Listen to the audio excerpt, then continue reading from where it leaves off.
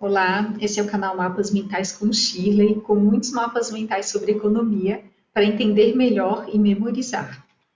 Aqui você pode ver os principais ramos desse mapa mental em que eu apresento um resumo sobre a teoria do consumidor.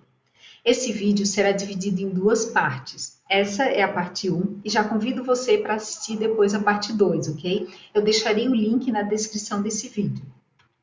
A teoria do consumidor busca entender o comportamento desse agente na economia, que tem o objetivo de maximizar o seu bem-estar e levanta a questão: como ele escolhe o que escolhe? Com a teoria do consumidor, vamos entender como o consumidor faria suas escolhas se não tivesse qualquer tipo de limitação. Nós temos limitação, pois não podemos consumir tudo o que queremos ao mesmo tempo e em quantidades ilimitadas, não é mesmo? E nesse caso, o grande elemento dessa restrição é a nossa renda. Vamos buscar entender também qual é o ótimo do consumidor, ou seja, qual é a melhor escolha em determinada situação. O estudo da teoria do consumidor pode ser feito em três etapas. A primeira etapa é com foco nas preferências do consumidor, considerando seus desejos e necessidades. A segunda etapa considera as restrições orçamentárias, a sua renda, que é uma das principais limitações. E por último, combinando as preferências desse consumidor com as suas restrições. No terceiro ramo desse mapa mental, temos as premissas sobre o comportamento do consumidor. A primeira delas é que o consumidor sofre de monotonicidade, ou seja, as suas preferências são monotônicas, pois mais é melhor do que menos. Claro que isso vale apenas para o bem e não para os males. Por exemplo, nós preferimos mais dinheiro do que menos dinheiro. Isso é um bem. Um exemplo de males. Nós preferimos menos corrupção do que mais corrupção. Então, a preferência monotônica é relacionada aos bens e não aos males.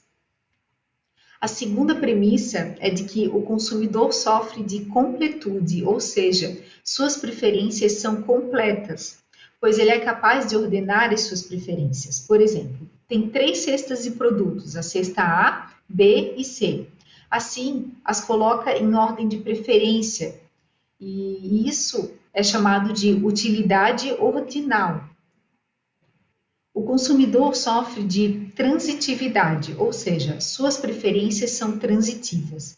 É o caso em que usamos o símbolo de preferência. Então, prefiro a cesta A à cesta B, prefiro a B à C, logo eu prefiro a cesta A à cesta C. Então, aqui chegamos à metade desse mapa. Se você está gostando, eu já peço para curtir esse vídeo e se inscrever no canal para acompanhar os vídeos semanais, ok? Agora vamos falar sobre a curva de indiferença ou curva de utilidade, que é quando o consumidor é indiferente entre consumir uma cesta A ou uma cesta B. Então, para ele, tanto faz. Considerando esse gráfico, temos que todas as cestas que estiverem na mesma curva, o consumidor é indiferente entre consumir uma ou outra. Essas curvas, elas são negativamente inclinadas, mostrando que cada vez que alguém quiser aumentar a quantidade de um bem, terá que abrir mão da quantidade de outro bem.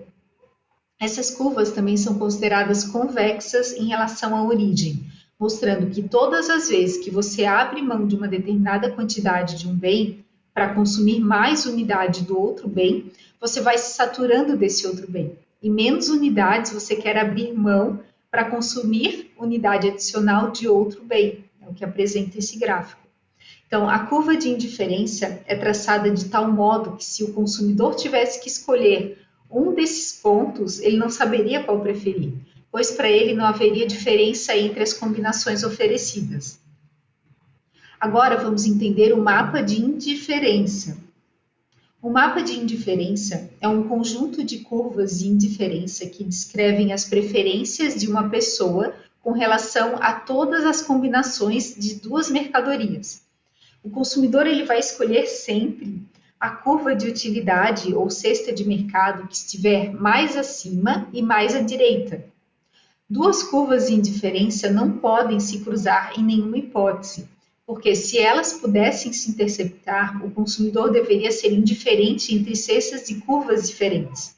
Mas como a preferência do consumidor é monotônica, ele não pode ser indiferente porque uma delas vai possuir mais itens do que a da outra curva. Então, na mesma curva, ele é indiferente entre as cestas que estão nela. Sobre as cestas equilibradas, nós sabemos que a maioria dos consumidores gostam de uma cesta equilibrada. Eles fogem dos valores extremos. Aqui temos a cesta A, X e Y. Então, temos a cesta X e a cesta Y, ambas na mesma curva de utilidade. Então, o consumidor é diferente entre elas. Se tiver que escolher, ele escolhe a B, porque ela é um mix entre a cesta X e a cesta Y. Aqui temos o mapa mental completo, da primeira parte do resumo sobre teoria do consumidor. Então, curte e comenta o que você achou desse mapa, ok? Eu acho que ficou claro e muito bem resumido, usando as palavras-chave, cores, imagens.